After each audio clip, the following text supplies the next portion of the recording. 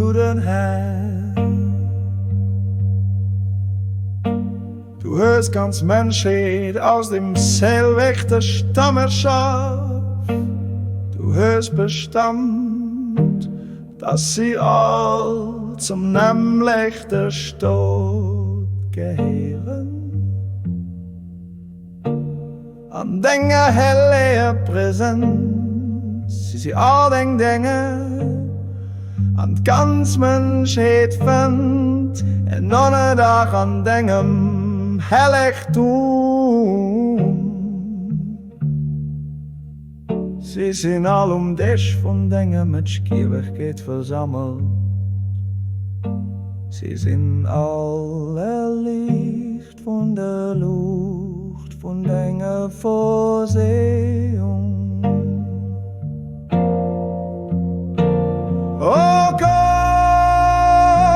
du passt gut zu jedereen, du suchst für jedereen, du pass op jedereen auf, du gehst jedereen am Lehren, du hörst jedereen Talente, Fähigkeiten gehen, alle Gurs ist sie an mir, von Dinge mehrbaren Geduld. O du guten Herr, verenig sie all Australionen, zeg ich, Kinder Vereinigte Nationen, für das sie in den Ahnen eng Familie sind, und ganz Erd wehen dahin. O dass sie da alle auf vollkommener Harmonie sehr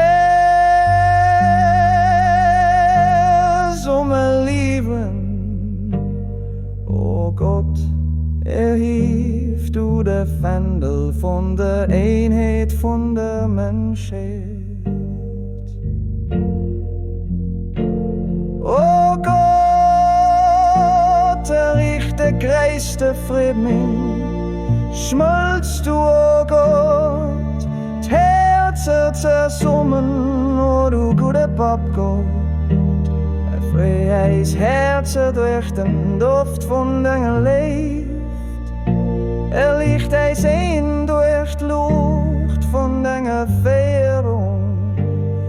Freies Ohr mit der Melodie von deinem Wort, aber hit eis all an der Festung von deiner Vorsehung. Du bist der Mächten und der Starken, du bist den, der verzeiht an den Mängel von der ganzen Menschheit, die wird sein.